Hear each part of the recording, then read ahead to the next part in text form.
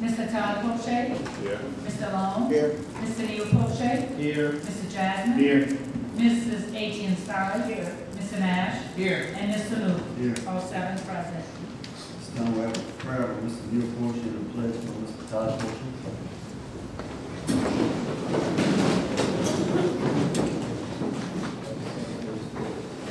Most gracious Father, we thank you for the many blessings you bestow upon us. We thank you that you give us the opportunity to serve your people. Grant us the wisdom that we may serve them according to your will.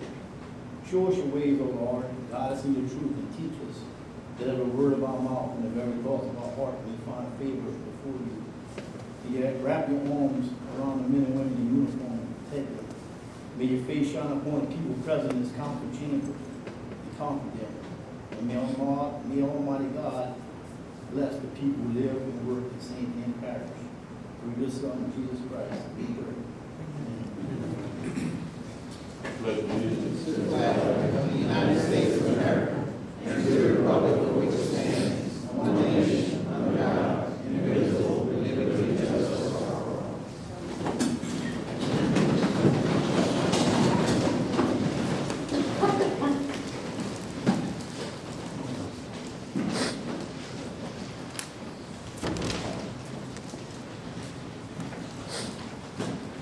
Minutes of July 16, 2025, public hearing of regular meeting of the council. Do I have any correction to the minutes? Or entertain a motion for approval? So move. Motion by Mr. Knapp, second by Mr. Long. All in favor? Aye. Any opposed? Item passes the public hearing minutes and we have a motion for approval of regular meeting minutes. So move. Motion by Mr. Knapp, second by Mr. Jackson, all in favor? Aye. Any opposed? Passes. Finance Department monthly report for the year 2025 statement of revenue and expenditures for the council. We don't have any comments or discussion, we'll entertain a motion for approval of that item. So move. Mr. Knapp, Second. second by Ms. Etienne Starr, all in favor? Aye. Any opposed?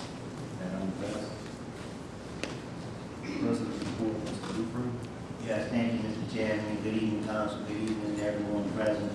First of all, I'd like to start off by offering our condolences to our economic development manager, Ms. Audrey Temple, and her family on the loss of her sister, Wanda Jones. Our thoughts and prayers are with Ms. Wanda and the family and her friends. Next, the budget process for the 2026 has started, and all council budget requests are due to the Finance Department by August 31st, 2025. We will send you out a reminder beforehand. You may also have noticed in the accounts payable, a check to our elderly fund for $45,131.84. Historically, we have paid this to an outside contractor to prepare our senior meals. Now that we have recently started preparing our senior meals in-house, this money will be staying in-house amongst our employees who do a much better job servicing our seniors with much higher quality foods for our senior residents to enjoy. So we appreciate that. And I mean, we get a lot of good feedback from the meals that our local cooks have been preparing for our seniors and our homebound seniors as well. We finalized our general obligation bond sale today. Although the actual closing date is August the 20th, we now know all the specifics. We received a AA rating, which is one of the highest ratings possible, allowed us to sell our bonds at a premium. This means we have netted $6 million to use on projects here in St. James Parish, and we only have to pay back $5,800,000. And this is due to an incredible rating that we received. The Humble Street Phase 3 is on the agenda for tonight to advertise for bidding. This project runs from the end of Monshell to Amy Street. The application for Humble Street Phase 4 is also due at the end of November and will run from Amy Street to the end of Sugar House Street with some interior drainage projects included as well. The road rehab project is still progressing. Mill and patchwork is completed and our contractor started overlaying on Monday. The boat launch at St. James Boat Club is now completed with the exception of the lighting. The contractors are currently coordinating with Entergy to install street lights And after that project is complete, the boat launch will be 100% complete. The next phase of the automated gas and water meter project is progressing on schedule. The obsolete gas meters have all been replaced on the east bank, and they're about 60% through the replacement of the private meters on the west bank. We're going into the phase of the new meters in sections at a time, and this is to limit the impact to the residents. Flag football wrapped up last week, and the playoffs were held over the weekend. This second season was yet again a huge success. Registration for our youth soccer season is now open through August the 24th. Youth soccer is a great way to build teamwork, social skills, discipline, and confidence while staying active and having fun. I encourage any and everyone with children ages 4 through 12 to sign in on for soccer. The concrete slab is being poured for the new ADA playground at the Gramercy Park. We are expecting the new playground to open in the next several weeks, as we are still waiting on our contractors to finish the slab and install the artificial turf. Yesterday, St. James Parish Youth Commission hosted a hygiene supply drive. The event was very successful, and the Youth Commission was able to make 200 bags, which will be distributed to local teenagers. Anything left over from the drive is being given directly to the schools to give out as they are needed. Last week, the St. James Ark held through the Decades Party, and then we invited Ark members from several surrounding parishes, including Assumption and Ascension in St. Charles. It's always good to see our Ark hosting great events for our clients. If you've never attended one of these events, you should seriously consider putting it on your schedules to go see the clients dancing and singing. It really does just bring a lot of joy to your heart, and without a doubt, these are the most deserving residents in our community, and we really do need to consider researching ways to fund more activities for our park clients. The Economic Development Department hosted the second annual Christmas in July on Saturday, July the 26th. 6 businesses and Baton participated, and the event had an excellent turnout. The St. James Parish Pumpkin Patch is officially scheduled for October the 13th through the 24th, with the Fall Festival at the Pumpkin Patch being held Saturday, October the 18th, and Sunday, October the 19th. So please mark your calendars and come out and support this local event. 3 weeks ago, there was a minor disturbance in the forecast. As a precaution, we opened 2 sandbag locations, and the town of Lutch and Gramercy also opened a sandbag location. While we did not anticipate or receive any major impacts, it was a great reminder that we should always stay prepared for this hurricane season. As you all know, we're heading into the heart of hurricane season, and there can never be too many reminders for us to stay prepared. Mr. Chairman, this concludes my report. God bless each one of you and your families. Thank you, Mr. McBride. Do we have any council comments or questions for the president? No? Next item is public comment, and this time I'll entertain public comment on any agenda item requiring council vote in accordance with Louisiana Revised Statute Article 14. Public comment. Last call for public comment. No? Presentation. A resolution recognizing Grady Sutherland on her reign as Teen Miss St. James Parish. Mr. Dufresne. Yes, Mr. Chairman, we do have a resolution honoring Ms. Sutherland on her reign as Teen Miss St. James, and also as item number 2, if you want to, you can conduct these together. We have another resolution recognizing Ms. Hannah Russell on her reign as Miss Teen St. James. And I don't know if it's the wishes of the council, but we have 2 resolutions, I think, to support that. If we want to do that all at one time, we can probably trim a few minutes off tonight's long agenda. So at this time, I'd like for Ms. Linda to read a little bit off the resolution so we can honor Ms. Sutherland, Ms. Brandy Sutherland, and also Ms. Hannah Russell as our St. James Parish Queens.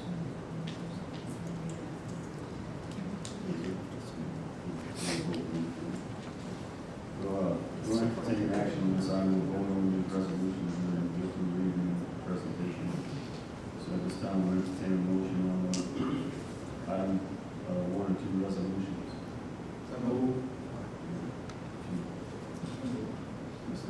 Mr. Neal Boucher, Mr. Jasmine seconds. All in favor? Aye. Any opposed? Items passed. And we do have a presentation for the 2 ladies. Yes. All right. resolution recognizing Brady Sutherland on her reign as Teen Miss St. James Parish. Whereas Ms. Brady Sutherland is the 18-year-old daughter of James and Brenda Sutherland of Paulina, Louisiana.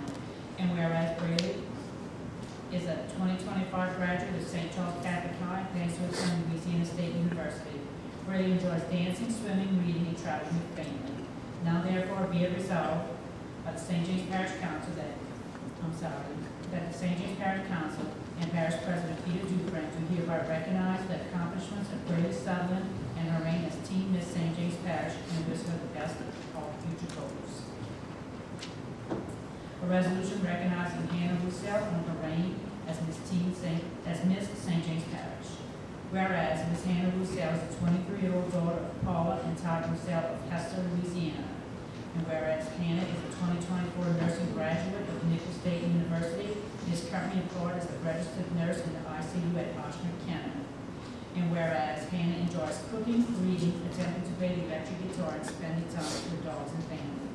Now therefore be it resolved that the St. James Parish Council and Parish President Peter Dufresne do hereby recognize the accomplishments of Hannah Roussel on her reign as Miss St. James Parish and wish her the best in all future goals. Ladies, y'all wanna come on up and, give a Come on up, and if you want to take a second, each introduce yourselves if you wish, or maybe make a comment, you're welcome to do so. If not,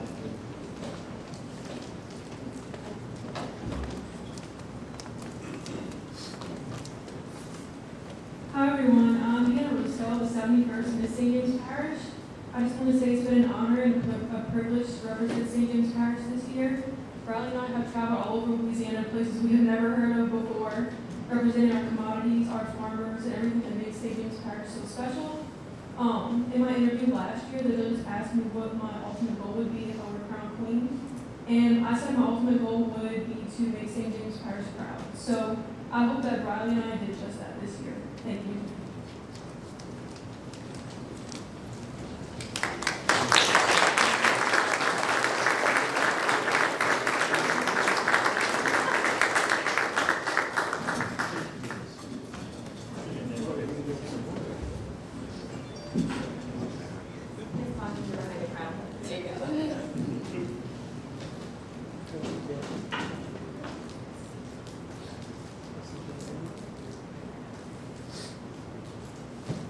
Thank you.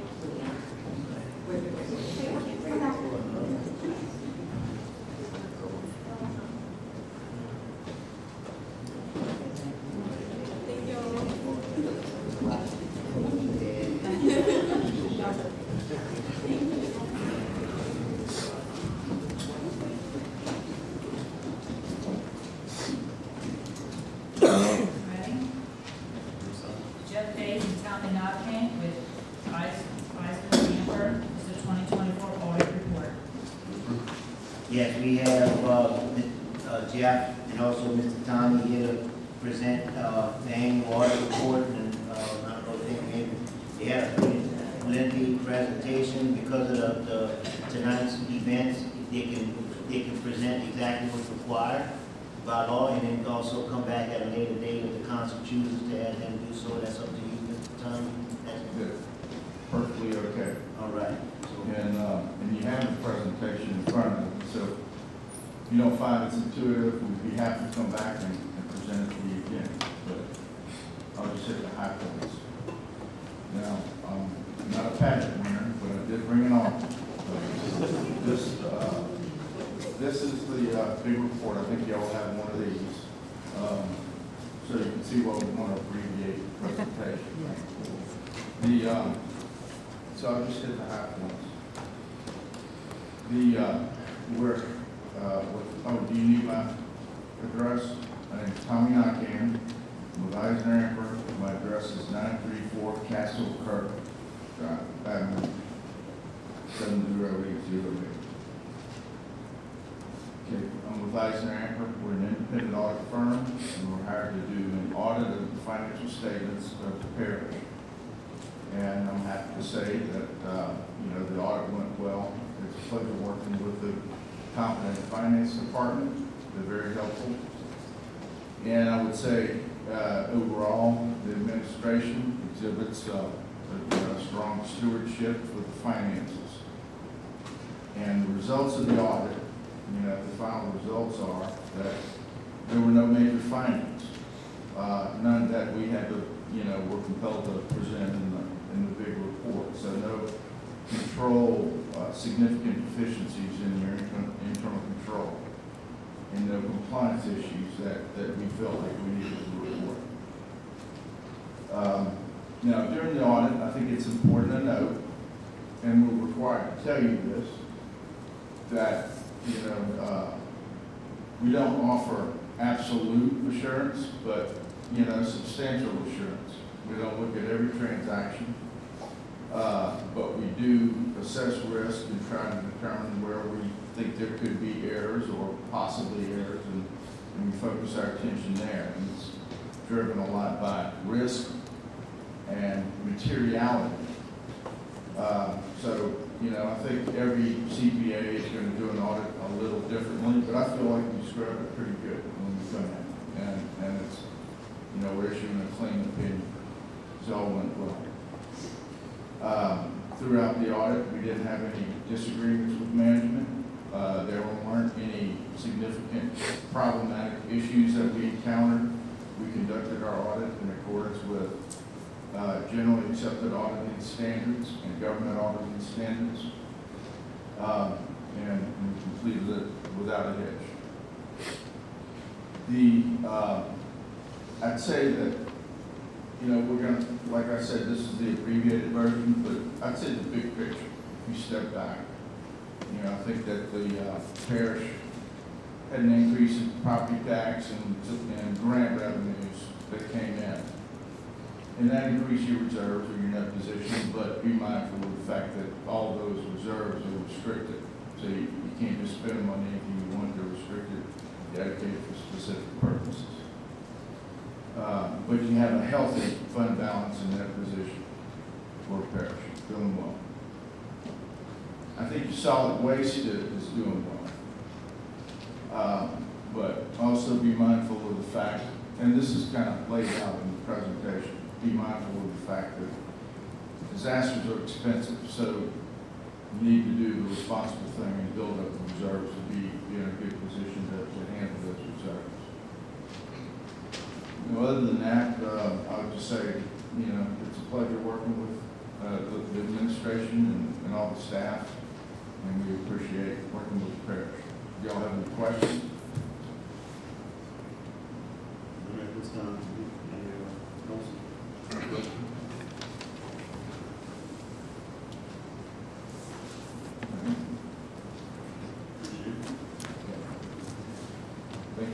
Thank you, Tom. We appreciate all of you.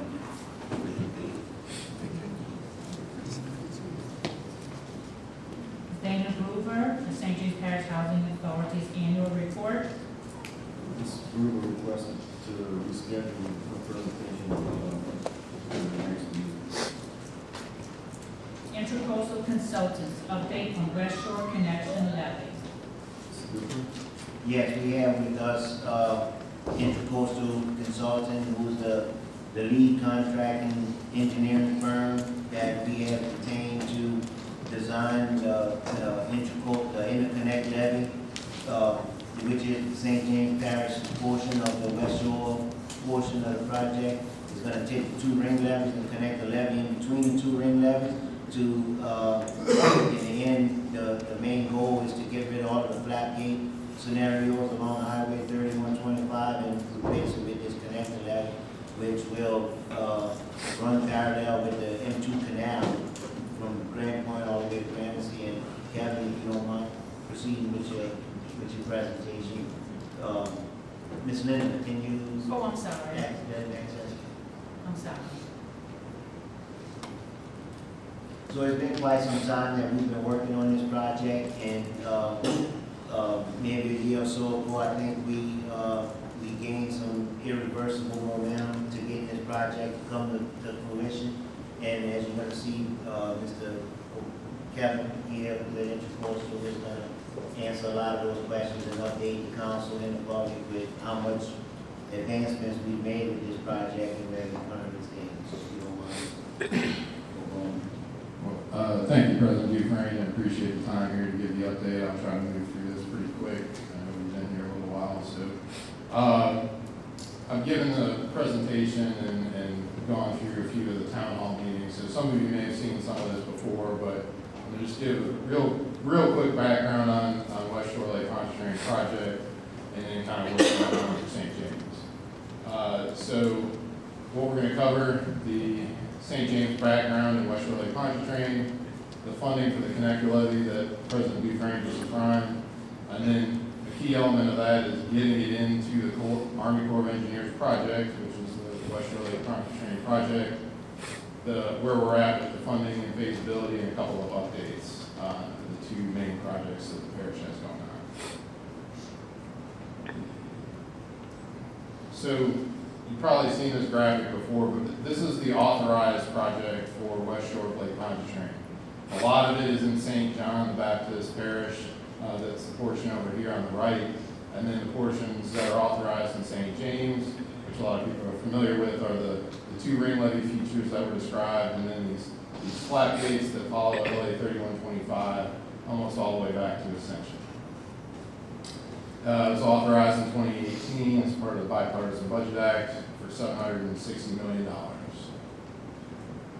And then zooming in on the portion for St. James, there was about $45 million included in the original authorization for the project. Following Hurricane Ida, there was an additional $450 million, and why that's important was it allows the Army Corps to look at some different alternatives in St. James Parish beyond what they had initially authorized. As President Dufresne mentioned, a lot of issues with this proposal for these flat gates. It's not a long-term holistic solution for flood protection in St. James. There's a lot of maintenance that is associated with them. It required, the current elevations of the highway do not support, long-term, looking 50 years into the future like they were doing in St. John. So that was a good thing. The additional appropriation provides that funding for them to look at some other options. And I know everyone here is aware of this, but this figure on the right here really kind of focuses on why this is needed in St. James. You have these other levee systems that are either existing or under construction elsewhere along the east bank of the river, future systems planned in Ascension, the ongoing construction in St. John, and leaving St. James very vulnerable to both flooding from the Amity River as well as storm surge. So, seeing that, the parish identified that what was proposed for the West Shore project was not something that was long-term or sustainable. And one easy thing that was identified that could be used to start the process of something that would be a better long-term solution was connecting the two ring levee features. So the parish set out to identify some funding to do that. They were successful in 2022 with the capital outlay request that provided almost $14 million from the state.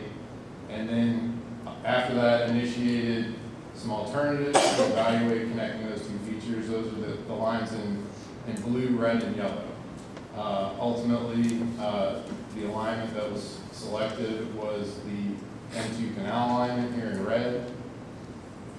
That information was turned over to CPRA and the Pontchartrain Levee District. Those are the non-federal sponsors for the project. And the parish, then moved forward. This is the results of that analysis and what was needed for that piece between the two authorized features. It's going to be an open system, so during normal non-hurricane or surge conditions, you're going to have gates that just allow the water to drain as it does right now. And then when you get a hurricane or a high river event, you're going to be able to close those gates, protect it from the outside, and pump the water out. So that's kind of where we got to with the alternatives analysis and identifying alignment for the connector levee. The next element of that was making the connector levee part of the Corps project. So the Corps presented an alignment that they were evaluating, as I mentioned, to kind of go away from the flat gates in 2023. The parish shortly thereafter presents the results of those alternatives. And so what you have here you have here in yellow was the alignment that the Corps was looking at, and really the only deviation was what we wanted to do for the connector levee, which is in purple. But it's a significant improvement from where the Corps started out at with the original authorization for the project. Last September, the parish submitted a permit to construct the connector levee. Following that permit, the Corps, was really the first time the Corps formally, acknowledged how they were going to integrate the connector levee into their project. So if you don't mind, just for a second, the permit that we applied for consists of the purple line, not the yellow line that runs right along the highway right in the residence yard. That purple line runs along that M2 canal from Grand Point all the way to Ramsey, and that's the portion of the permit that we submitted. Yeah, and I got another slide here in a second that's really going to show the specific portion that the parish is concentrating on. So we met in December with the Corps and all the stakeholders, including President Dufresne and other members of the parish, and don't really want to dive into what this actually means, but the key takeaway from that meeting was that the Corps presented a diagram that said how they were going to get the connector levee project into West Shore. And the key takeaway from that was if the parish gets their project permitted by December of 2025, they're going to include it in the plan going forward. And we're in a great position to do that. I'll get into that in the end in a second here, but that's the main takeaway of this slide, and it's acknowledgement of the parish's connector levee project, as you can kind of see at the top here. So what they decided to do was, because they knew the permit for the connector levee was in progress, they were going to work on the flanks, like the outside portions around Grand Point and Gramercy on the eastern side here. They can design and build the pieces that are part of the original authorization without doing any additional work. And then they're going to work towards the other components in green that are also common to our alignment while they wait for us to get the permit. So at the end of all of that, what you should end up with is something like this, which the red is the portions that the parish has been focused on. This pump station over here and the levee project here are projects that currently have funding, and get into the schedule of that in a second, but they can go to construction. The Corps is going to be focused on the green and the blue segments.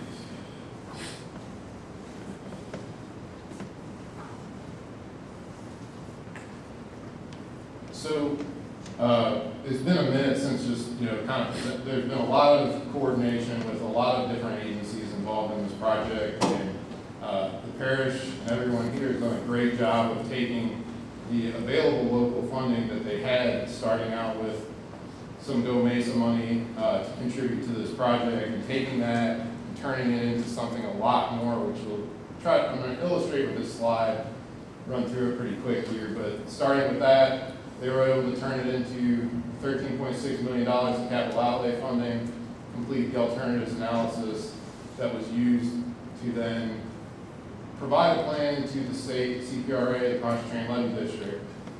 When they got that plan, they contributed additional money, $6 million from CPRA and $2 million from the Pontchartrain Levee District.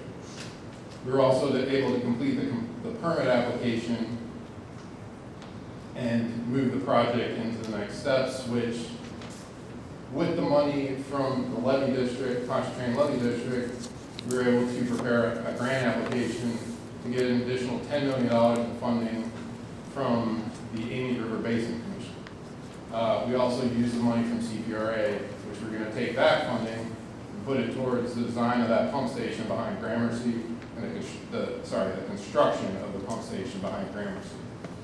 Another big component of this is all this work needs to be done to the Army Corps of Engineers standards, so that when we get to the end of this, they accept it like it was part of something that they did. A big element of that is the geotechnical investigation. So we use the money from CPRA to comply with all the Army Corps standards to make sure that this levee is built like any other federal levee. the important part of what's going on here at the bottom, the Army Corps has also got a concurrent effort underway in St. James. And without going into the details of it, the key part that ties that together is getting the permit for the connectivity project. Once that happens, it gets integrated into the Army Corps' plan, and the money spent on it by the parish can count towards the state's matching requirement for the federal project. So the permit also allows you to build it's a critical step to building the two projects that I talked about, the levee and access, as well as the pump station behind Gramercy. Both of those projects, when the permit's received, can go to construction in addition to satisfying the right-of-way acquisition. The Corps can then continue on with their features. This would be the blue and the green. Get those items into construction, and once the Corps finalizes how they're going to spend the remaining $450 million, they can build all the features with the long-term goal of, you're going to have a comprehensive system for the East Bank of St. James when this is all done. The two phases of this project are the levee embankment and access. This is fully funded. We've got about $26 million going towards that project. And then the second phase is the pump station and drainage structure. We have about $17 million of that funded from these other sources, with an additional $10 million needed to complete it. Anticipate asking the state to cover the balance on that part of it as well. This is kind of where we stand on the schedule for the first phase. We're currently in the design process, nearing the 60% milestone. The anticipated, bidding towards the latter part of next year and construction starting in early 27. I mentioned the permit. That's the most important part right now, is getting it before December. We've already received the mitigation requirements for once you satisfy everything as far as the permit is concerned, they send you a letter saying what you will have to mitigate for, and that's kind of the last step before you get the permit. We have it from the state. We are very close to having it from the Army Corps of Engineers. This is the pump station behind Gramercy. This is the other feature that's really just getting started. It's a little bit behind the levee, but that'll be located behind Gramercy and just getting started on design. So that's probably 4 to 6 months behind the levee project. But that can be constructed once with this being permitted at the same time. So this is the last slide, just a couple of items I want to mention on here. I already mentioned wetland mitigation. We are going to have an estimated cost of $2 to $2.5 million for wetland mitigation. I know we came to the council earlier this year for some mitigation that was associated with actually drilling the geotechnical borings. This is the same thing, just on a larger scale, because it's going to permit the entire path of the levee. So you can anticipate us returning to council probably in the next 2 to 3 months. We've identified a couple of options for funding that mitigation that don't involve the parish coming out of pocket for that. And then also kind of moving forward on land acquisition, we'll be hopefully getting to the point of starting to do appraisals on the property that we're going to need for soon as well. That's it. So if you don't mind, could you just go back to the slide where we anticipating the final levy and tail? I know we have some people, folks in the audience that's interested in seeing what that looks like. Just give them a little second to digest. Yes. Right. Where this is the end result of what we anticipate happening right here. And just to recap a little bit on everything, Kevin, he covered a lot of information, a lot of technical information in a short amount of time. But basically, we started off with 2 ring levees and some flat gates along 3125. The reasoning for all of this is because what we had was authorized by Congress in Washington. And any deviation from that plan would have halted any and all progress in St. John and St. Charles portions as well, and we didn't want to do that. So we had to take the bull by the horns as the parish is concerned. We took our $4 million of co-mesa monies, and by starting our own engineering and design, we basically had to engineeringly justify to the Corps of Engineers why the flat gate portion of the project wasn't a viable long-term solution for St. James. So that's why we had to go through all of this work. We took our $4 million, and as we presented our engineering plans and designs to all of these various state agencies, we turned our $4 million into over $40 million so far. And we are still anticipating completing 100% of this project with no St. James Parish tax dollars. So we've gotten significant contributions from the CPRA, which is the Coastal Protection and Resource Agency. We got commitments from Pontchartrain Levy District. We got commitments from State Capital Outlay, and we've also got the commitments from the Amite River Basin. And that's not at all counting yet the dollars coming from the Corps of Engineers for their original design portions as well. So this will be what we've been hoping for and working towards for the last 4 or 5 years. It's taken some time, but that's why it's taken the amount of time that it has, because we had to do a lot of footwork, a lot of due diligence to get to this point. And we had to get to this point with the Corps' blessing along the whole way, so that the information and the agencies and the folks that we using to present this information to the Corps is acceptable by the Corps. So it's all Corps people approved so far. So like I said, we had a point of irreversible momentum to get this done, and we anticipate going into construction early January 2027. Mr. President, how Yeah. will that affect the FEMA? Is that going to change any FEMA insurance rate?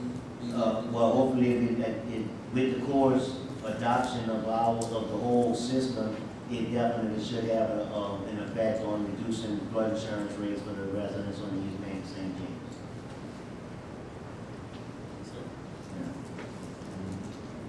Appreciate the presentation, Kevin, and other Kevin back there. I know y'all been working on it. Like you said, I appreciate the administration effort to put forward in this and get to the point of having a irreversible momentum. Yeah.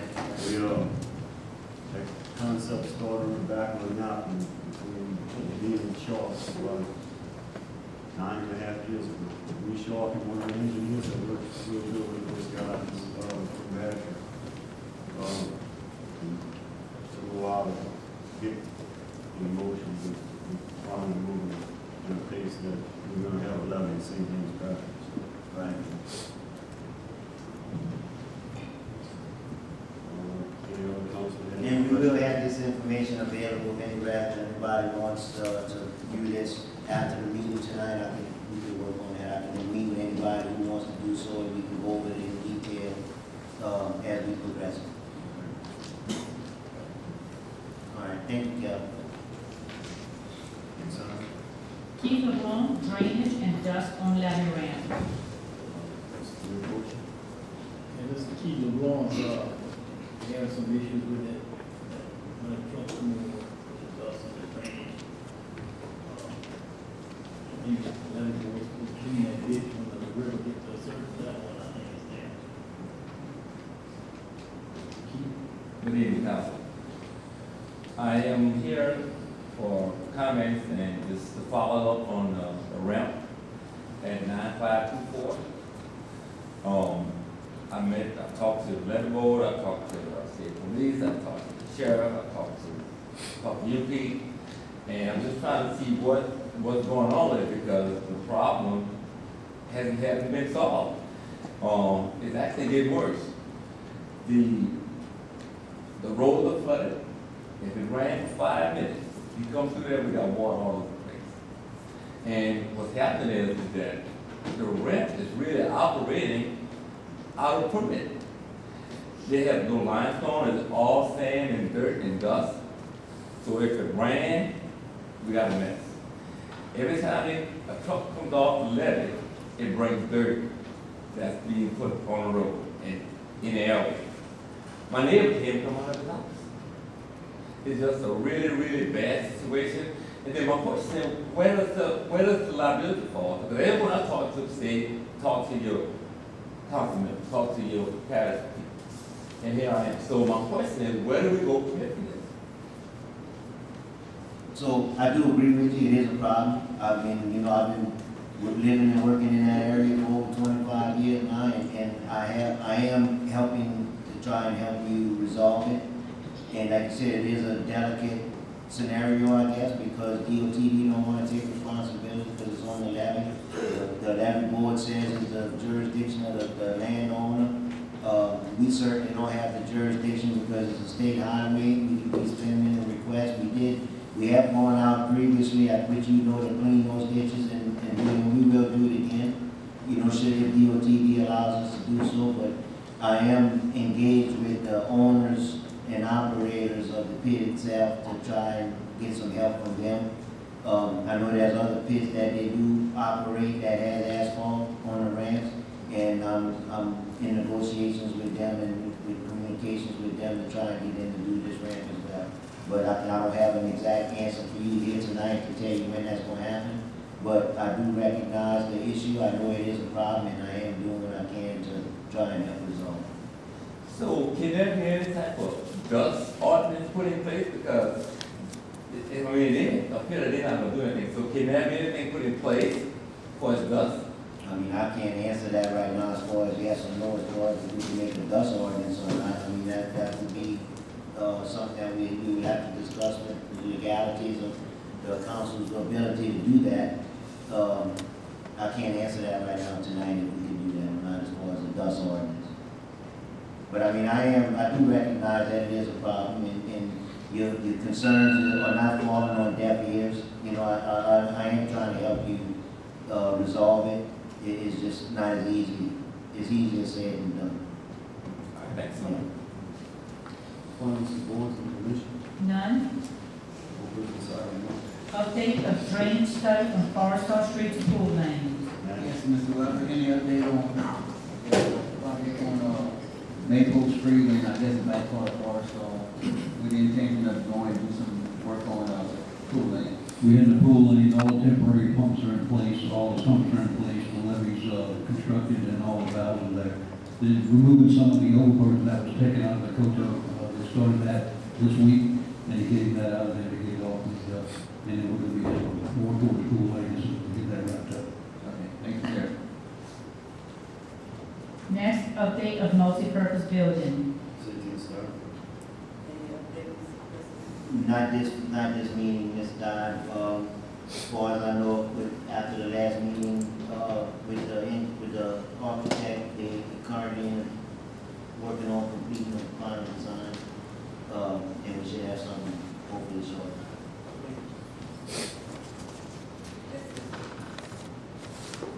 Next, action on ordinance 25-12, an ordinance amending chapter 70, manufactured homes and trailers of the St. James Parish Code of Ordinances. This item is on the table on July 16, 2025. So we need to entertain a vote to take this item off the table. So moved. Motion from Mr. Knapp. Second from Ms. City start. Roll call. Mr. Todd Poche? Yes. Mr. Long? Yes. Mr. Neil Poche? Mr. Jasmine? Yes. Ms. Etienne Stiles? Yes. Mr. Nash? Yes. Mr. Lewis? Yes. 7 yes. Mr. Dupree?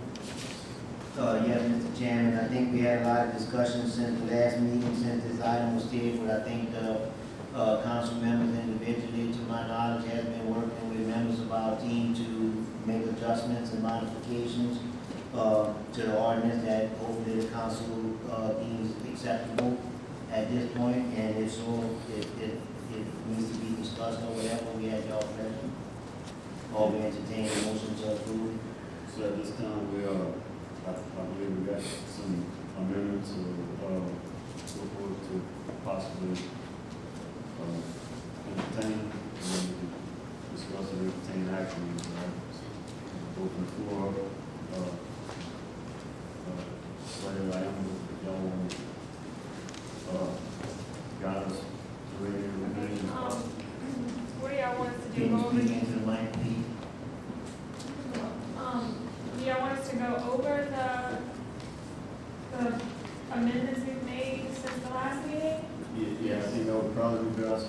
go over, each amendment suggested, and then we'll kind of motion for adopt those amendments and then proceed. Okay, we've, emailed a red line version of the amendments we have made based on our individual meetings with the council members. The first one is under section 70-290, permit required. We added movers insurance information. And we also added, a police escort would be required. Do I just read these amendments and they, okay? They're not amendments yet, they're I know. proposed amendments that you're asking the council to consider, and if they want to consider them, somebody's gonna move to, So I'm reading all of them now and then they can do that. if that's the council's So wish. just we see fit and entertain a motion to adopt all That was amendments. one, okay. And then, under section 70-291, number 11, the proposed amendment is, if space is available for a driveway. So a driveway was required if space is available. We added those words. Proposed that. Then, section 70-292,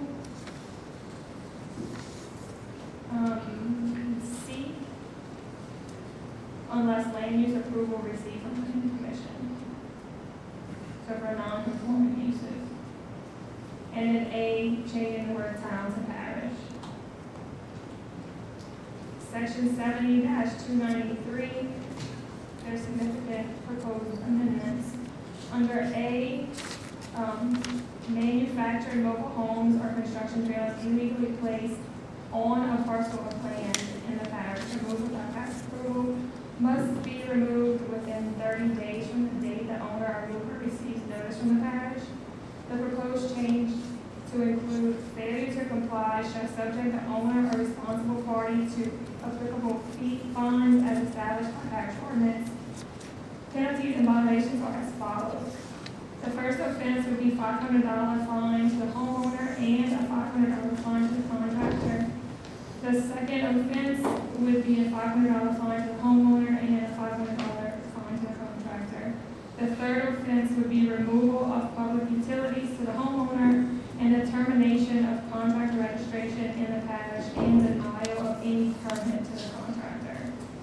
And then B, any manufactured home, mobile home, or construction trailer that is unlawfully placed along a public roadway or left unattended on private property during transport shall be removed within 24 hours of receipt of written notice from the parish by the owner or the responsible party for the placement and transport thereof. Failure to comply shall subject the owner or responsible party to applicable fines as established by parish ordinance. Penalties and violations are as follows. The first offense is $500 to the contractor. Second offense is $500 to the contractor. And the third offense would be termination of contractor registration in the parish and denial of any permit to the contractor.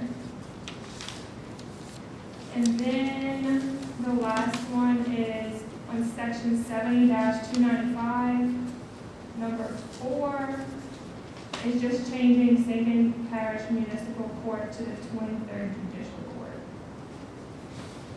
I think we have one more copy of the 7 miles per hour. Yes. The seven. Third line. 7-294. Paragraph. Yes. Paragraph. So section 7294, wind zone 1 equates to 70 mile per hour, fastest mile in speed.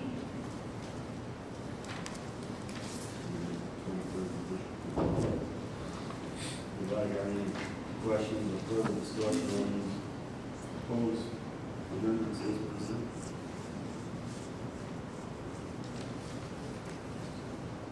If we don't have any further discussion, we can entertain a motion to amend the Exhibit A part, we recorded, y'all had specific ones that need to be addressed.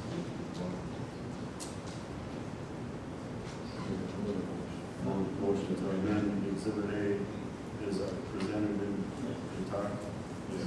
Motion by Mr. Todd, second by Mr. Neil Porsche. Have a roll call vote on. So this was to amend all the additionals. Exhibit A is discussed and presented.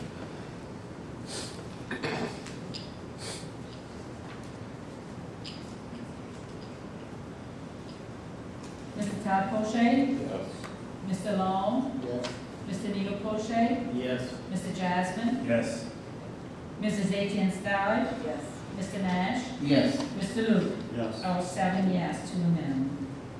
All right, now we have a motion to amend that passed. We can entertain action on ordinance 25-12 as amended. So, Got a motion by Mr. Nash, second. second by Mr. Neil Portion. We have a vote on this side.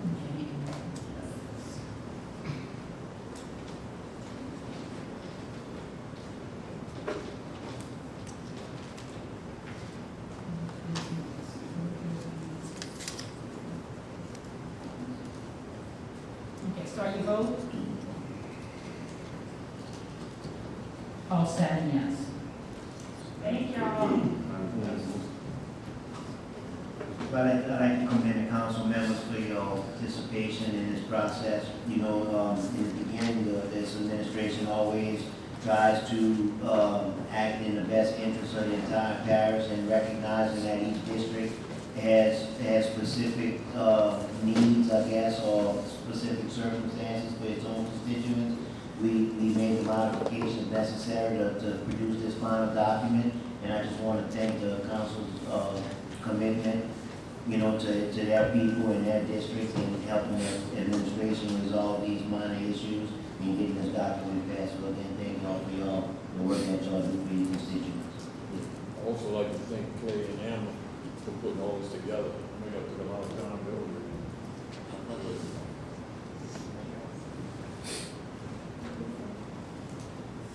Next item, item 4 on the order. Action on ordinance 25-13, an ordinance amending chapter 18, buildings and building regulations of the St. James Parish Code of Ordinances. Again, we'll hear a motion to take this item off the table. So move. Motion by Mr. Nash, second by Mr. Long. Mr. Todd Poche? Yeah. Mr. Long? Yes. Mr. Neil Poche? Yes. Mrs. Jasmine? Yes. Mrs. Etienne Sty? Yes. Mr. Nash? Yes. Mr. Luke? Yes. All 7 yes to take on the table. Mr. Whitburn. Yes, again, this ordinance as well went into a lot of thought and consideration, and meeting with individual council members in the administration. I think they came to some agreements and on some changes that was requested by council members of various districts. And hopefully, again, like the previous ordinance, we came to some resolution, and that would be accepted by the council so we can present this in the doc for our residents. And I'm sure that's going to be some discussions and amendments as well to this ordinance, so we all can know what's One thing, so this time we can go over, I think y'all got consolidated, let's go to And again, these have been emailed to you guys. So starting with chapter 2, number 1, the appointment and referral of members. The parish council shall have the authority to make all final appointments to the board, the building board of code appeals, with consultation from the director of operations and the permitting and code enforcement staff based on recommendations provided by the parish president and council. Prior to appointments, all recommended members shall be thoroughly vetted through in-person meetings by no less than the chairman and vice chairman of the parish council and the above-mentioned personnel for the proof of acceptable credentials and professional qualifications necessary to sit on this technical committee. Number 8, changes in membership. In the event a member resigns, retires, or is removed or recuses themselves, the parish council in consultation with the parish president, director of operations, permitting staff, shall appoint a qualified replacement possessing comparable credentials or experience. Number 12, we changed parish president to parish council in the first sentence. And then at the back of the manual, I think the last page, chapter 9, number 6, the right to appeal. You appeal to the 23rd Judicial Court, not St. Parish District Court. And that was the proposed amendments for that. Anybody has any discussion or comments on the proposal? Discussion or comments on or entertain a motion to amend the exhibit A. So moved. Motion to amend.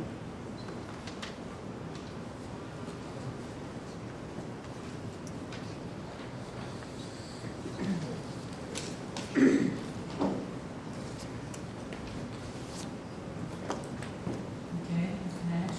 Motion by Mr. Dash, second by Mr. Dash. Okay, now this was going to amend. Mr. Todd Poche? Yes. Mr. Long? Yes. Mr. Neil Poche? Yes. Mr. Jasmine? Yes. Mrs. Aiken Stide? Yes. Mr. Nash? Yes. Mr. Lewis? Yes. All 7 yes to amend. Now that we, ordinance is amended, we can entertain action on ordinance as amended.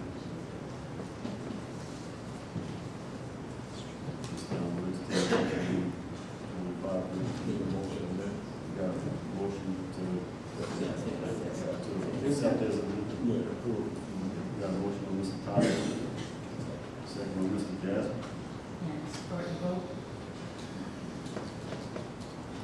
All 7 yes. Now, item passes with Again, thank you all so much. time and effort. You can expect to be hearing from us about this soon, so we can start implementing it. I need a copy of that. Actually, can you email it? Tonight?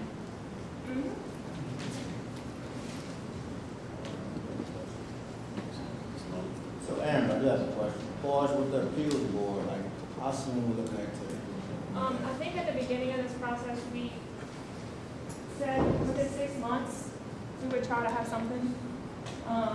So we're gonna try to move fast and we're gonna get recommendations, so if you have anybody in mind, let us know. We can start that process now. I think that was kind of a lot of the conversation. I guess once we start vetting, reaching out to membership, hopefully we can stay with as a parish. If Yeah. we can, Absolutely. what the DA has, but hopefully we can find people within the parish to serve on that board. Right. Maybe. Tomorrow morning.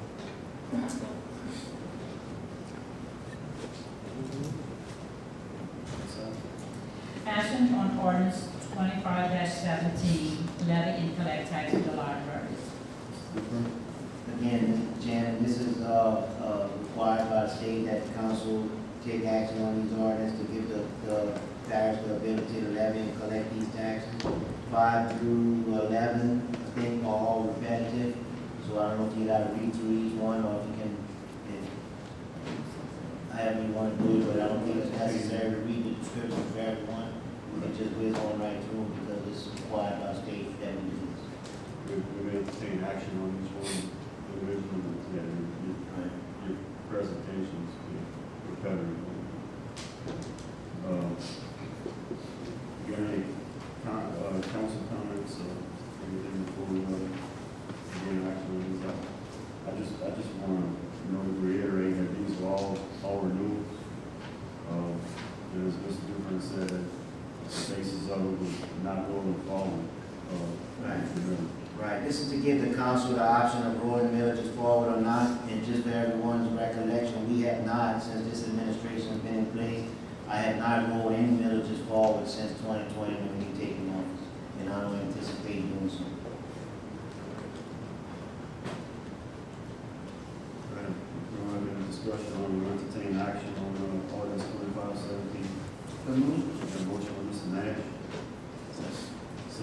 Mr. Jasper. Start your vote. All 7 yes. Item passes. Next item. Action on ordinance 2518 to levy and collect a tax for the 911 system. Mr. Duper. It's the same, then the only thing they have maybe that this is a one-time ordinance for the life of 10 years, but in addition to the ordinances, the council is gonna be required to adopt an annual ordinance each fiscal year. Do I have any discussion or entertain action on this bill? Motion by Mr. Todd Porter, second by Ms. A.T. Scott. Start your vote. All 7 yes. Item passes. Next item. Action on ordinance 25-19 to levy and collect taxes for the fire departments. Anything, any addition on this one, Mr. Duper? No, sir. Do I have any discussion or entertain a motion on this item? Motion by Mr. Long, second by Mr. Neil Bosher.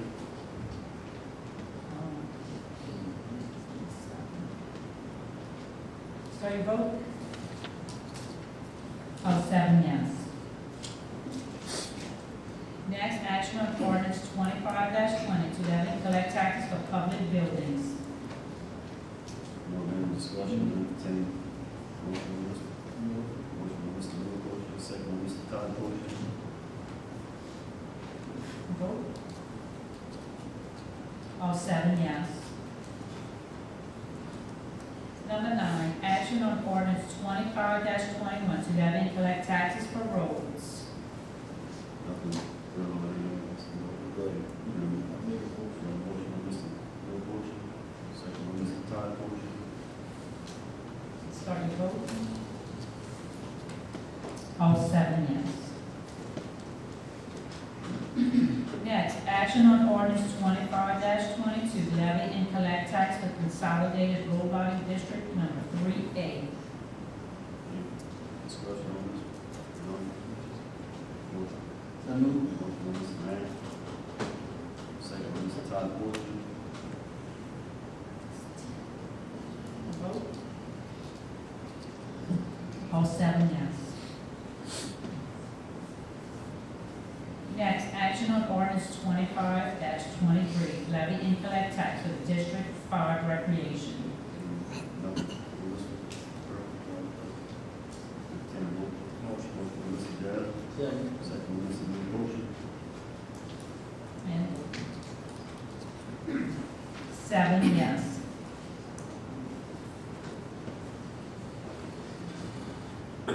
Business, item 1. A resolution to approve disbursement of funds to pay pending current invoices and payables. The payroll register is the council. Are there any questions on payables? We will entertain a motion on this item. So moved. Motion by Mr. A.T. Scott, second by Mr.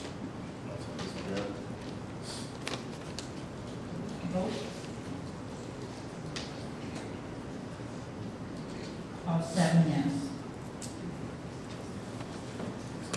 Consideration of the application by Coke Methanol St. James LLC, St. James Planning Commission, item 25-16, for an optimization project at its facility at 5181 Wildcat Drive, St. James, Louisiana, 70086. Mr. Dupre. Again, Mr. Chairman, after the recommendation from the planning commission, this resolution is a final approval of the land use application of Coke Methanol St. James LLC for the optimization project at its facility at 5181 Wildcat Street in St. James. The project consists of upgrading existing equipment and installing new equipment to improve the facility's efficiency and reliability and to increase its production rate. The project would be constructed within the facility footprint previously approved by the planning commission over the course of several prior land use applications for this facility, which is formerly known as YCI. Except for a pipeline segment connected to an existing third-party ethane pipeline in the wetland. This project was previously considered by the planning commission as item 23-25 on July 31st, 2023. That decision was appealed. This present item will consider the project on remand from the Louisiana 5th Circuit Court of Appeals, which reversed the decision on item 23-25. Thank you, Mr. Dupre. We'll start with, counsel, special counsel, Mr. Vick. Thank you, Mr. Chairman. I just want to take the opportunity to be able to sort of frame where we are legally right now. Everybody knows that this has been a heavily litigated case since 2 years ago. The legal status of the appeal with the Fifth Circuit is that it is not a final decision yet. And there's been no stay or no injunction or anything. So the original approval from 2023 is still in force. Parish filed what we call a writ application with the Supreme Court, and that's right now pending with the Supreme Court. And unless and until the Supreme Court makes a decision on that writ application, either to consider it or to deny it, the decision of the Fifth Circuit is not final, and the original permit is still technically in place. We disagree very strongly with the Fifth Circuit's decision. It departs completely from the way the parish has interpreted the ordinance really for the last 10 years since it was enacted in 2014. It's important to note here, and this is where we think the court got it wrong. Louisiana is a civil law state. We call it a civil code state. Civil law states say that the source of law is legislation, the legislature. This body here is the legislature for St. James Parish. And the court is not supposed to substitute its preferences for the legislative decisions of this body. And so that's one of the reasons why the resolution that we have before you today is drafted that way. We can get into that in a minute. So this is just a repeat of the approval process that went on in 2023. And because it was remanded by the Fifth Circuit, even though we don't have to do it right now, we could wait until the Fifth Circuit's decision is final. This remand is doing exactly what the Fifth Circuit said, sending it back down to the Planning Commission. Planning Commission has made a decision. It comes up to us now here at the Parish Council level. So you've received the comments today during public comment during the hearing period, and of course you've had also the benefit of the materials that was submitted to the Planning Commission. I circulated that by email calling. So that's what you have in front of you. Now, the remand details are very unclear exactly what the court wanted us to do and how. We asked the Fifth Circuit for what we call a rehearing or reconsideration to clarify the status of this application once it comes back in. And they declined to do that. So we're trying to figure out the best way to approach this. Now, today's proceeding, which is to consider the application, is really, because of this confusion about how the remand is going to work, is really a multifold thing. And the public notice for this meeting was sent out to say that it's considering both the recommendation of the Planning Commission and the appeal that has been filed on behalf of the citizen groups and residents. So it's a dual thing today. And all the issues are intertwined, so you'll be deciding on both. And when we get to the resolution, you'll see that there are several pieces of the decision, one of which is an appeal, another of which is to approve a recommendation from the Planning Commission. So that's just the legal introduction. And I note that the letter and comments that was sent by the residents and the community groups, it too was a combined appeal instead of comments, so it's kind of parallel to how we're feeling right now. So I'm available to answer any legal questions, but I know you want to hear from the applicant as well as the appellants. Thank you. That will call you back up in a second. Get the action on. So moving on, first order of business. As Vic said, the public notice was noticed as a public comment as well as an appeal. We received an appeal from Tulane Environmental, Carol Lisa Jordan and Clara Potter. Y'all have 10 minutes to present y'all appeal.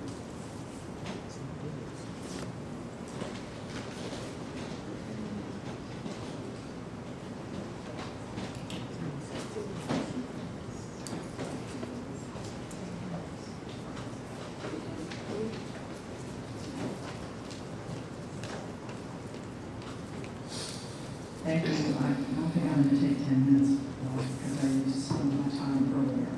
And just give me a second. That's why it took a while last time, so I was confused. I thought the 10 minutes was going to have to be. So just give me 1 second. I won't repeat this up. But you can come.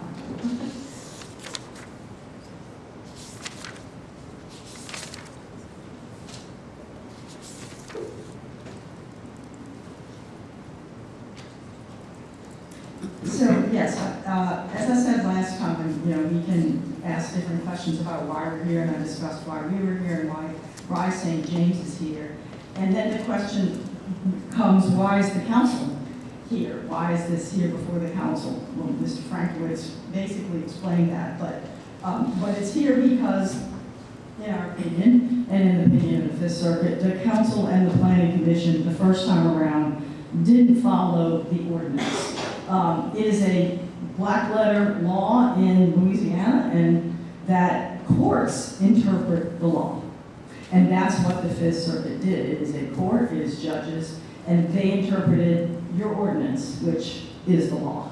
And they decided that it was not handled properly because it should have been treated under paragraph E of the ordinance, which requires heightened scrutiny. And so it was stated before the planning commission that, well, it was reversed on a technicality by one of the members of the audience. And this is no technicality. The reason why it makes a difference is because normally you address, for example, if this was just an industrial use or in an industrial land use area, then the council and the planning commission would look at the H factors, which are what are the environmental impacts, what are the benefits, is this going to attract or detract from beneficial development? These are the considerations which still apply. But if it is going into an area where it is not compatible, and it's pretty much, I think it's obvious to most people that an industrial use is not compatible with a wetlands use. That's the whole point of creating these different use categories. It is not compatible. So if it is going in an area that is not compatible, then it's got to meet heightened scrutiny. And it's got to meet the factors in paragraph E. And one of those factors is that there be a compelling public benefit. So whereas just the regular factors that apply with an industrial use in an industrial area, well, you're considering benefits, you're considering costs. Now, because you're letting it go into an area it doesn't really belong, you have to find that there is a compelling public benefit and the other factors that apply. But that is the factor that I referenced when I came up earlier, because it is apparently Coke's opinion and apparently the planning commission's opinion that that does not need to be demonstrated. That factor in E that says that the planning commission must make affirmative findings, so have to actually state it, that there be a compelling public benefit. Coke didn't even address that in its application. The planning commission didn't address it because, according to Mr. Frankowitz, they don't have to meet that requirement. And that is why I said this is going to be trouble, because it's very plainly stated in the ordinance. I'm not sure where the interpretation comes from, that it doesn't have to be met. Mr. Frankowitz stated it and read an or into it that does not exist before the planning commission. So that is one of the requirements, that there be a compelling public benefit. And that does not exist. As stated earlier, there's basically 2 permanent jobs, there's 400 temporary jobs, but we have no idea who those jobs are going to. We know that 25% of the current employees are St. James Parish residents, 75% are not St. James Parish residents. And as many people that live in areas where construction happens, you see a lot of out-of-state license plates. So we have no idea, for the 400 construction jobs, where they're going to. But it's reasonable to assume that many of them are not St. James residents. And Coke, in their response to our appeal, or actually in their response to our comments to the planning commission, said that, well, they subcontract that out, so they don't have the information about who's getting those jobs. They could have asked, they chose not to. They did ask how many of those jobs had been filled, but didn't ask the subcontractors the next question about who they went to. So no compelling public benefit there. The other requirements in section E, and I'm going to read you the language. The planning commission shall not recommend a use for approval, and the parish commission shall not approve a use under this subsection unless it makes affirmative findings that there is a compelling public benefit, comma, that the use is compatible with surrounding uses and adverse impacts of the use are inconsequential. That's the end. And then it says, or that approval is required as a matter of constitutional imperative, and no one's arguing that that part applies. Very clear. So the second piece, is the use compatible with surrounding uses? The surrounding uses are a wetland, not compatible. Koch says, well, there's other pipelines there. There's pipelines that have been there. And this is the point that my colleague made, that if that's what is going to be the explanation for why it's compatible, because there's other pipelines there, then there's never going to be an end. There will never be an end to increasing pollution and development in Districts 5 and District 4, because they can always say, well, there's another facility here. We want to use the products of that facility. So that is not a good explanation or a good interpretation of whether it's compatible. And the third factor is that the adverse impacts of the use are inconsequential. And this is the point that I made about the 75% increase in pollution levels. Those are not inconsequential impacts. Koch pointed to some information about nitrogen dioxide. My colleague's going to talk about that in more detail, so I won't cover that. But it is not inconsequential to be emitting as much more pollution as what's going to come out of this facility. I keep giving y'all the 75% figure. I know it's not particularly reliable when someone's just shouting it out, so I want y'all to know that it comes from the Koch application that they submitted to the Louisiana Department of Environmental Quality. And the Department of Environmental Quality puts out a statement of basis, and they have a table. This is in our information. They have a table where they show the pollutants, the amounts that were emitted before the project, and then the amounts that would be emitted after. And so, for example, if you look at particulate matter, previously under the permit it was about 49 tons per year, and then afterwards it's going to be 75. That's a 26 ton per year increase. Sulfur dioxide is not very much. Nitrogen dioxide is a lot, going from 87 to 152. It's a 55.98 ton per year increase. Carbon monoxide, 84.93 ton per year increase, and volatile organic compounds, 77.98. So what we did is just look at all those numbers and figure out for each one how much percentage it was increasing, and then add it.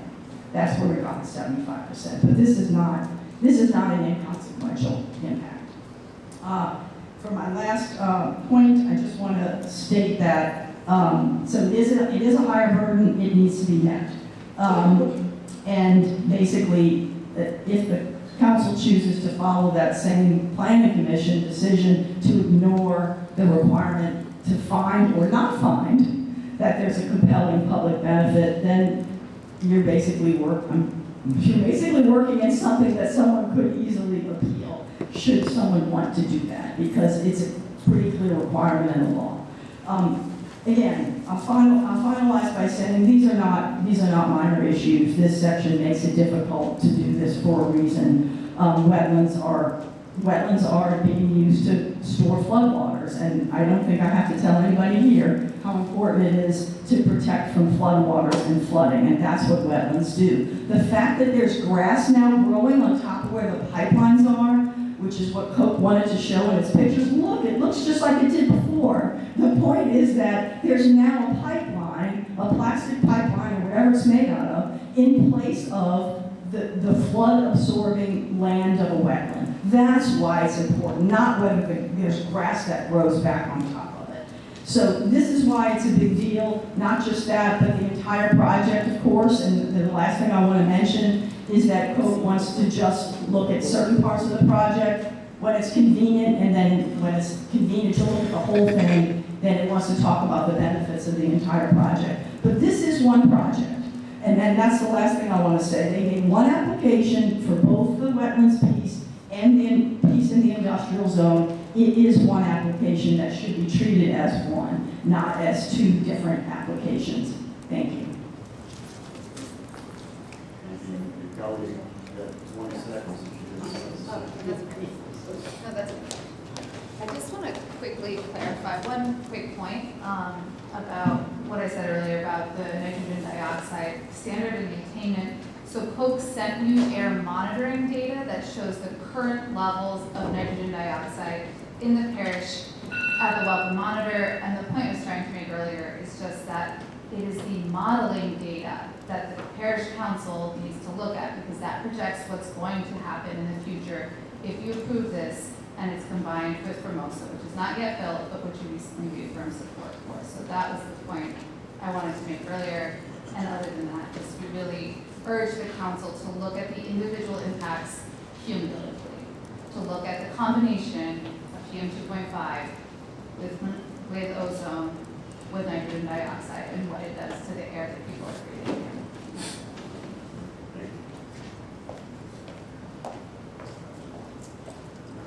It's time for your people, 10 minutes to present their case on that application.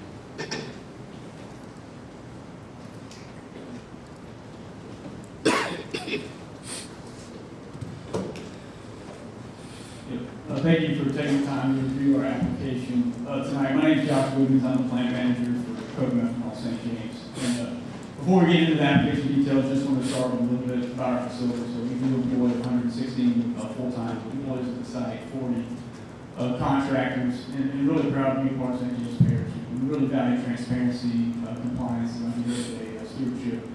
And for us, we try to live that out. So if you think about transparency, our website, we posted our application, our air permit, all that's available on our website to the public. We have a community advisory board where we meet quarterly with members of the public to talk about plant activities, understand what's going on in the community, and so we really are proud to be here in St. James. So a lot of this has already been covered about the application process. So we did have the original application approved in 2023 by the Planning Commission that was upheld by the Parish Council and 23rd District, but we are back here today because of the Fifth Circuit Court of Appeals, and so we went in front of the Planning Commission for approval and recommendation in June, so we're here in front of the Parish Council for a Tier 3 approval of our project. So what is the project? It's optimization and backup oxygen. So optimization, that includes a pipeline connection that was referenced. So the picture you see there is a picture of the pipeline connection. There's a small concrete pad in that picture.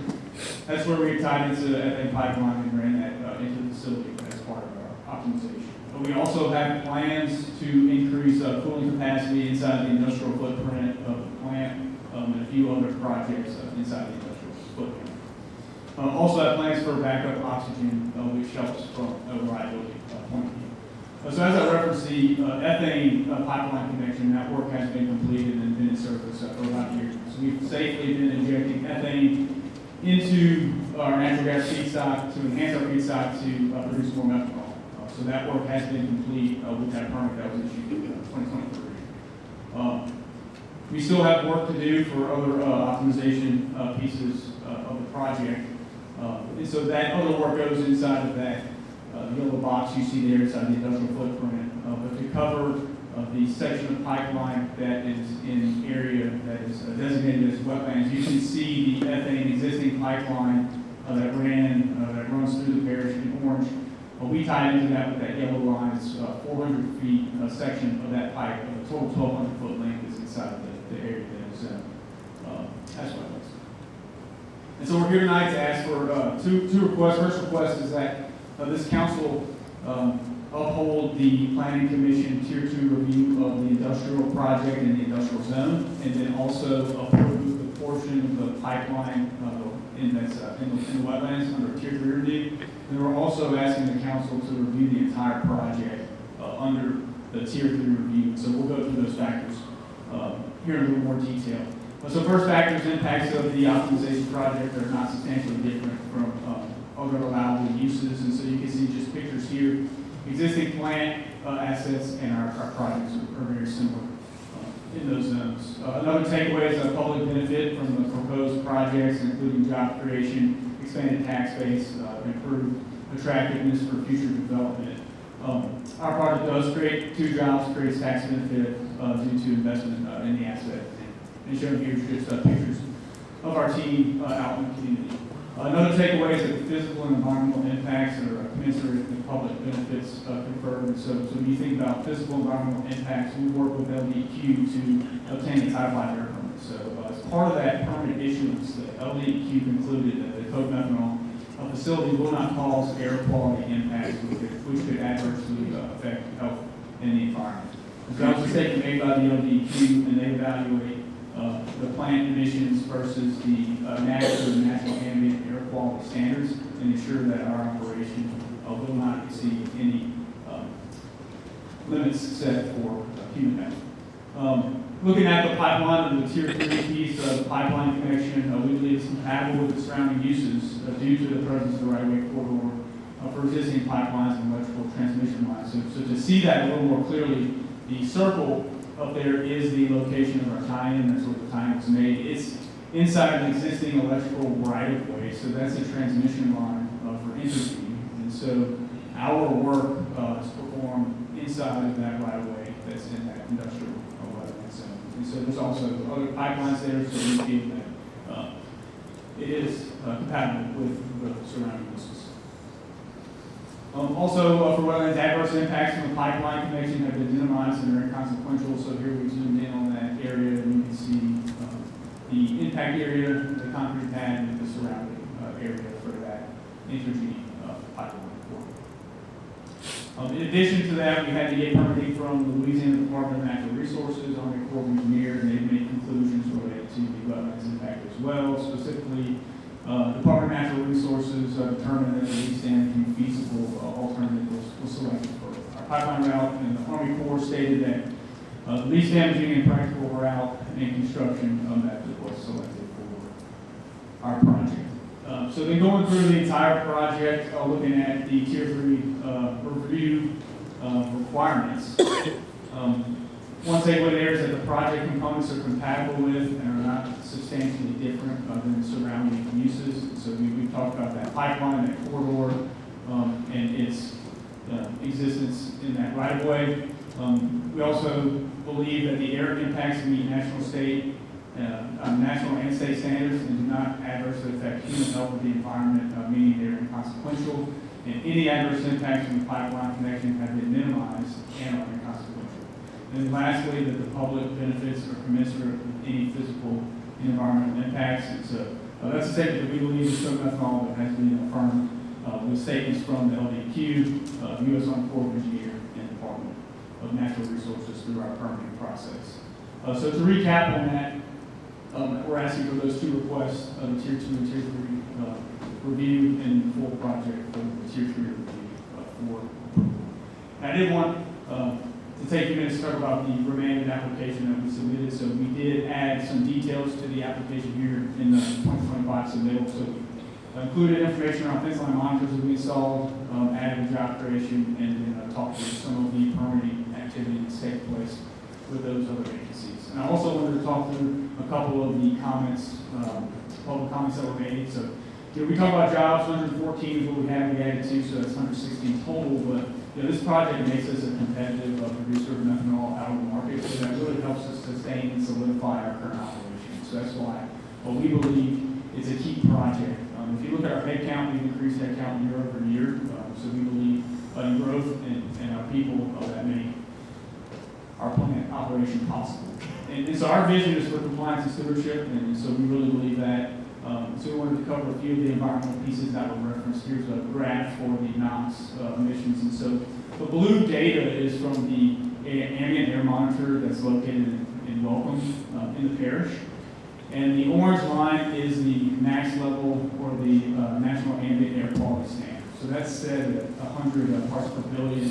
And you can see the ambient air data is below 40 parts per billion for that graph. So the ambient air quality for NOx is below the national ambient air quality standard, and pretty significantly below that standard. Before I get into fence line monitoring, I also wanted to cover the fact that there was reference that air permit emissions are increased above the 25% increase in the optimization project. And so when we air permit, a lot goes into the air permitting process. So one piece is the optimization project, but we also combine our terminal permit and the plant permit into a single permit application. And then we also added some operational flexibility in the permit related to catalyst life and related to flaring from external factors like loss of power to the site. So a lot of things went into the permit in addition to the 25% increase from the optimization project. Also references to deviation reports. So as part of our permit requirements, every 6 months we have to do a deviation report to the agency. So we review our permit and review any deviations. And so deviations that were called out were all self-reported by Covenant. So we had an agency audit in March of this year, and no new findings came of that audit. All of the findings were self-reported deviations that we submitted to the agency. They also took a look at our fence line monitoring data, and that is something that we have shared with the community. So the picture there is a picture of the town hall we had where we shared information about our fence line monitors with members of the community. That's the posters you see up here. We shared ambient air monitoring data from the station Welcome, and we shared our fence line monitoring data as well. So we believe fence line monitoring has been a useful tool that we use for the plan. And so with that, I'll answer any questions you all may have. Any questions at the moment from the council? Thank you.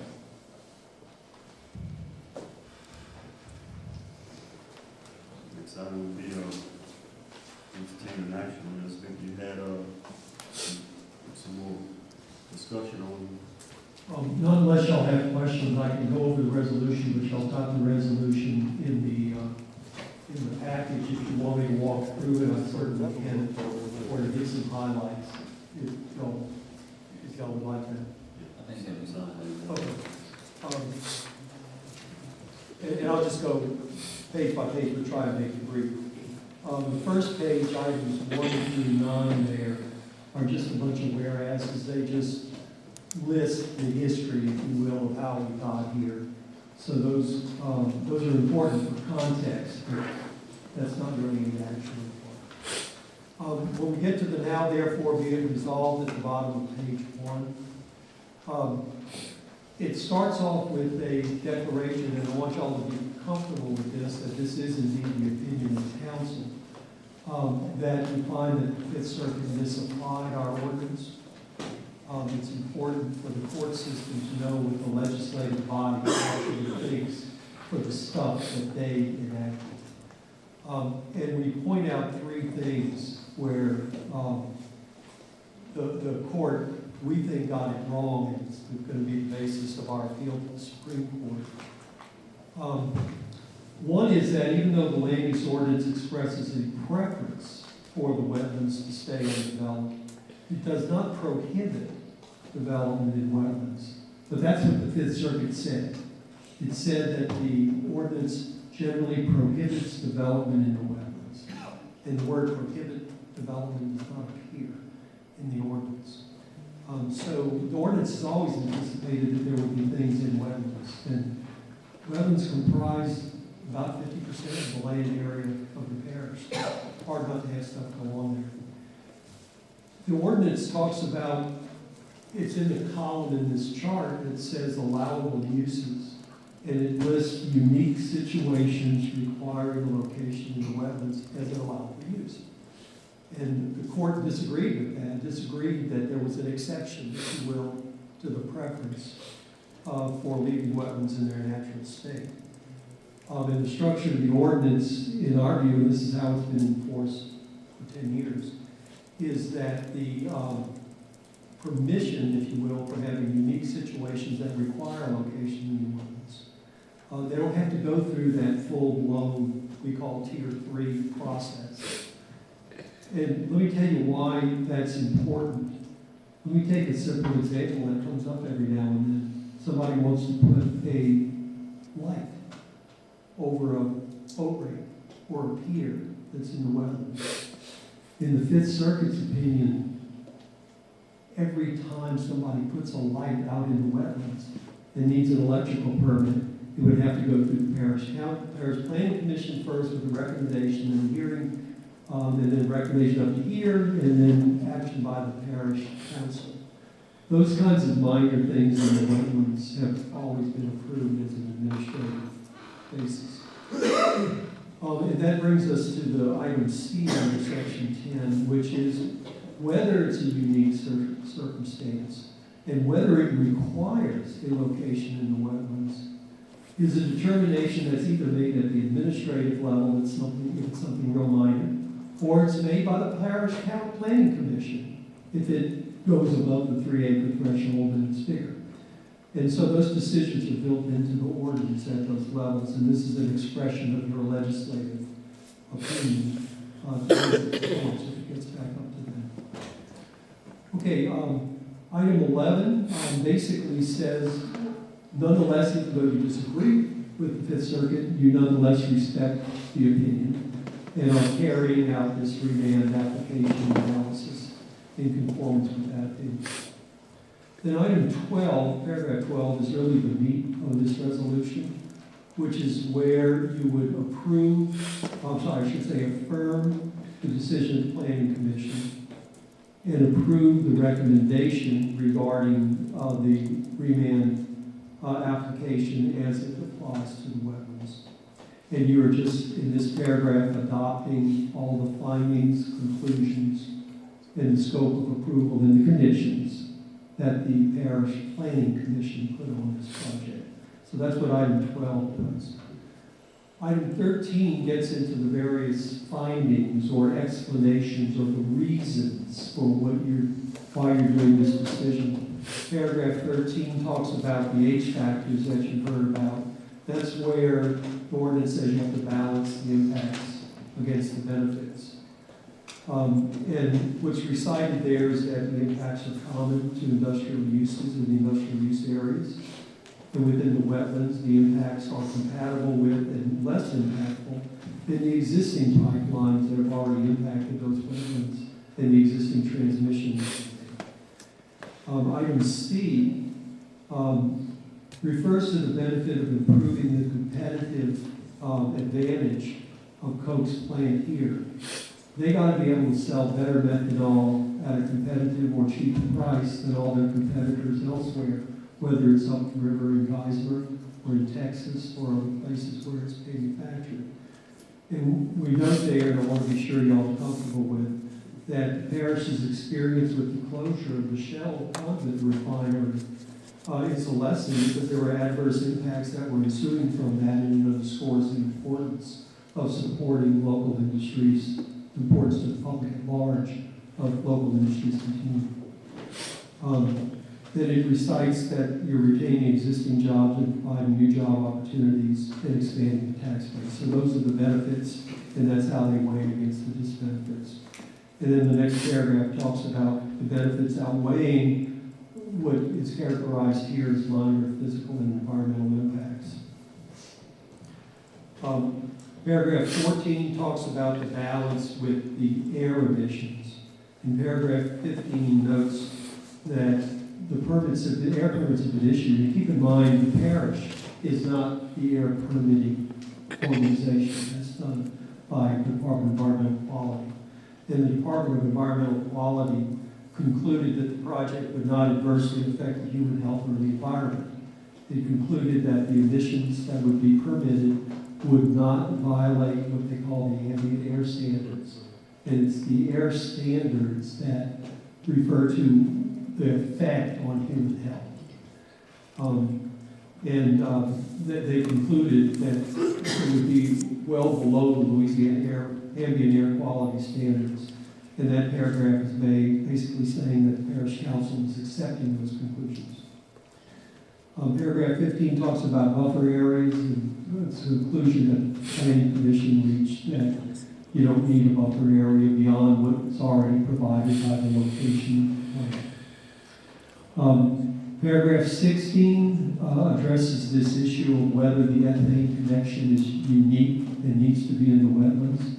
And it specifically says that it's a unique situation that does require a location in the wetlands, and that it meets the requirements of that chart that defines allowable uses, and that it is an allowable use in the wetlands. Section 17 addresses directly these E factors that you heard talked about. It concludes and recites that while you believe that the E factors do not apply to the wetlands connection because it's an allowable use because it's a unique situation. Nonetheless, if that doesn't apply, here's how it meets the factors in Section E, and it addresses the compatibility and inconsequential impacts.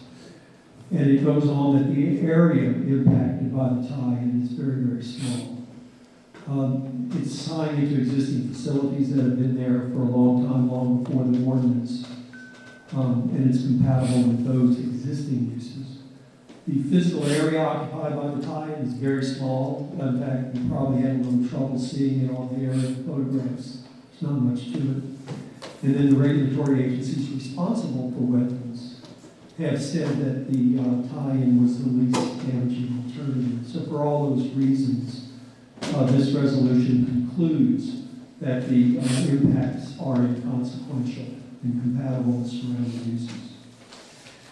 Paragraph 18 goes through essentially the same type of findings under E if a court decides that E also applies to the industrial area.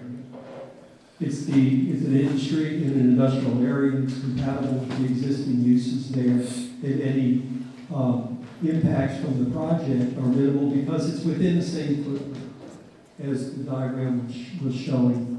The physical improvements in the industrial area are confined to the existing footprint. Paragraph 19, basically addresses the issue that's ambiguous in the Fifth Circuit opinion, whether we're talking about the wetlands separately, the industrial area separately, or the both together. And this basically says whether you consider them individually or you consider them together, they're compatible with the surrounding uses and that the impacts are inconsequential. So that's paragraph 19. Paragraph 20 addresses the meat of one of the issues that Ms. Jordan brought up, and that is their interpretation of the ordinance that requires a, quote, compelling public benefit. This paragraph says that they're misreading the ordinance. The way that section has been enacted in 2014 and applied, it says you can approve a non-allowable use in a designated area. That would be, for example, industrial and residential, or residential and industrial. You can approve it, but you have to have one of three reasons. And you got three choices. Their word or is there. These are either or choices. Either compelling public benefit or inconsequential impacts and compatibility with surrounding uses or vested property rights. That's how it's been written. And I can say that because I wrote it. But that's how it was written, and that's how it's been applied since the very first applications that were considered for Petroplex and South Louisiana methanol.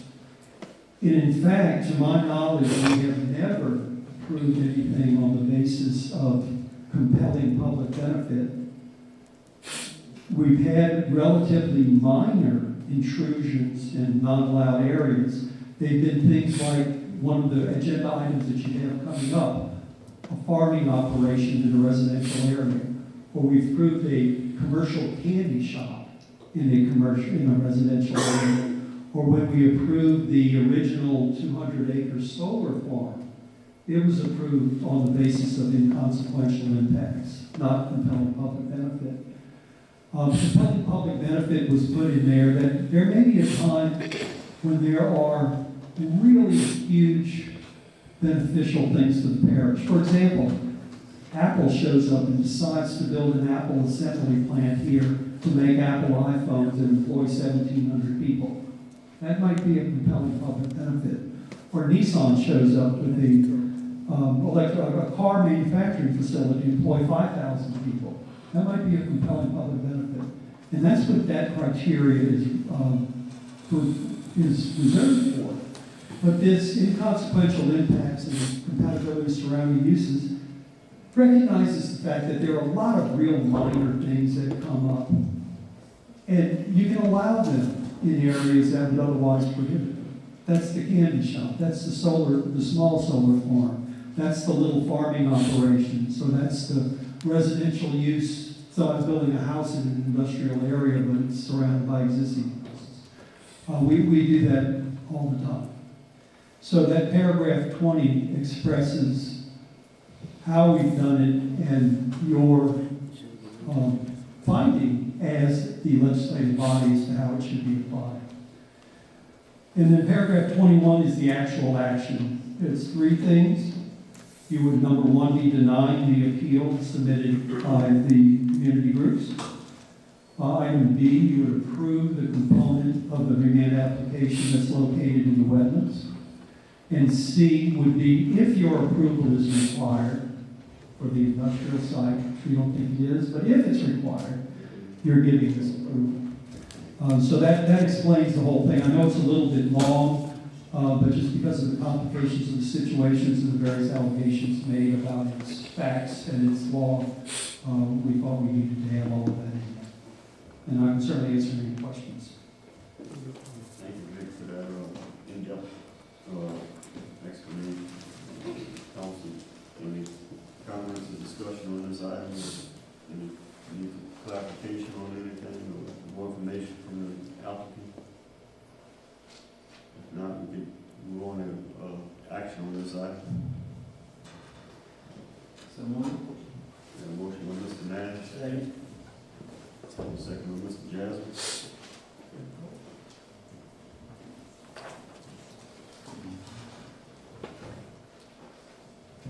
All 7 yes. That item passes.